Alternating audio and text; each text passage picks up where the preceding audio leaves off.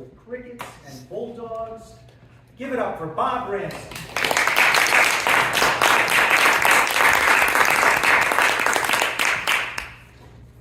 My first marriage ended in divorce, which led to 8 years of beautiful bachelorhood.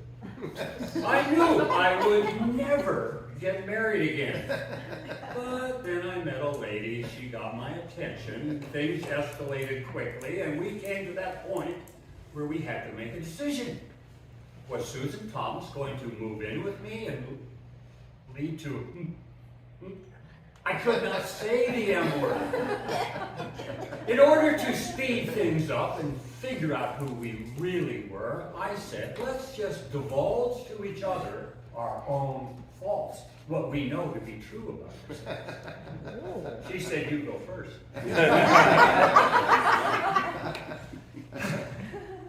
I told her, after much soul searching, now I may have downplayed my shortcomings, but I did tell her I was an addict.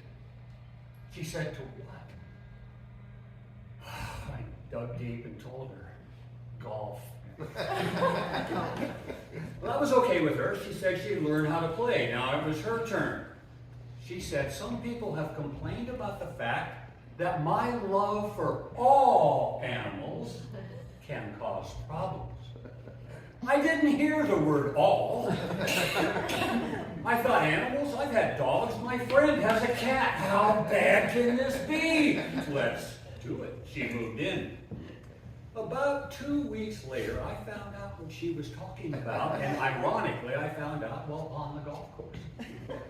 I took her with me. I wanted her to learn the game and see a real serious golf game, playing for money. No trouble with that M word. We got to the last hole. I wanted her to learn the etiquette. Things like be quiet and be still when someone's making a shot. We got to the last hole. I had a short putt. If I made it, I was not going to lose any money. If I missed it, I would have to ask her for a small loan. I got ready to putt, started my stroke, and from behind me I heard, wait! She raced by me. I missed the putt. She went up to the hole, by the hole, and bent down and picked up a worm. I said, that worm was not on the line of my putt. She said, I didn't care about the line of your putt. I thought you might step on the poor worm.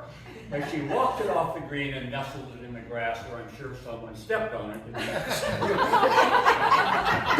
I thought to myself, this lady is nuts.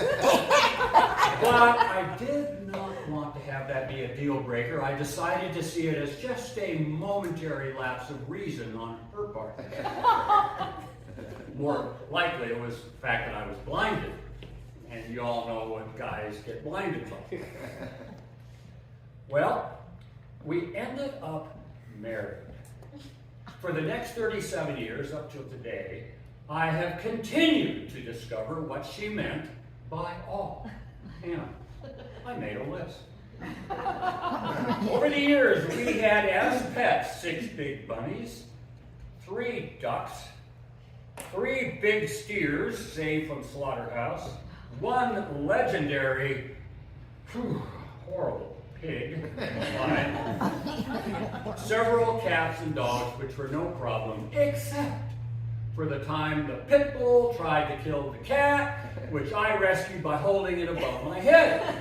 Backed against the wall, I was clawed from below, scratched from above. Susan heard my screams and rescued me. Now I have to admit, when she said, sweetheart, are you okay? I felt good, but she was talking to the cat. Now, that's okay. I was used to that. In fact, I became in awe of Susan's ability to relate to and communicate with animals. This became very clear to me right after we were married, days after. We were spending a romantic evening in a remote Rocky Mountain cabin. It was time for bed. I got in. Susan got in, all right, all right, all right. And then all of a sudden she bolted upright and said, did you hear that? intruder, serial killer, we are dead. No, she said, listen. That cricket. And she said, that cricket is in trouble. She jumped out of bed and was gone. I thought, I'm going to exercise some patience here.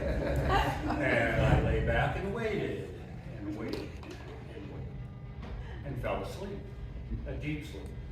I was awakened sometime later when she got into bed and said, I got him! In a fog. I said, the intruder. No, she said, the cricket. The cricket was in trouble. It turns out she had found the cricket stuck in a drain and got a stick. It took her hours. She got a stick, cut notches in the stick, string to the stick, tied it down the drain, and the cricket crawled out safely, living to chirp another day. Now, Susan's gift has come in mighty handy, none more so than just a few months ago. I was given the enjoyable task of babysitting my grandson Vance, his 5-year-old friend Tyler, and Tyler's little French Bulldog.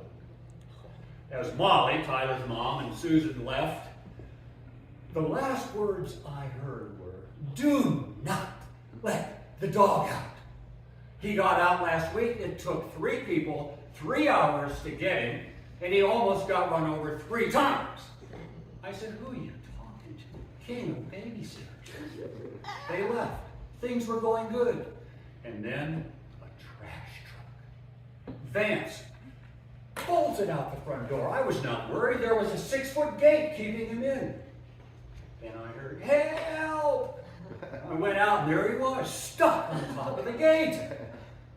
I opened the gate just enough to get him down. Out went Duke. Oh.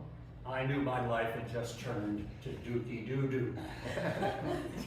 Duke took off after the trash truck. Vance after Duke. Tyler after him. The truck crossed the street. There were no stop signs either way. The kids stopped at the corner. I ran into the street and fulfilled my lifelong dream. I was a police officer. Halt! Car screeches to a stop in either direction. The drivers got out. We all started to run to get Duke. Almost had him. He looked at me and was gone. I knew I was doomed. But then it was as if a choir of angels had come to rescue me from the pit of hell. Dookie, it was Susan. Duke stopped, turned around, looked at me, and ran towards Susan. Now, I can communicate with animals too. I gave him the finger as he went by, which turned into a wave as he jumped into Susan's arms. We formed a parade heading back to the house. Susan and Duke, Vance, Tyler, Molly, and then appropriately me at the rear. Susan and Duke were having a conversation. Oh, Dookie, you didn't mean it, did you, sweetie? Oh, yes, he did. Dookie, you won't do it again, will you? Oh, yes, he will. And at that moment, I thought back to the conversation Sue had with the cricket. And my perception changed. And I had the following thought. If everyone on this planet had just a little bit of the empathy for each other that Susan has for crickets and bulldogs, this world would be a better place.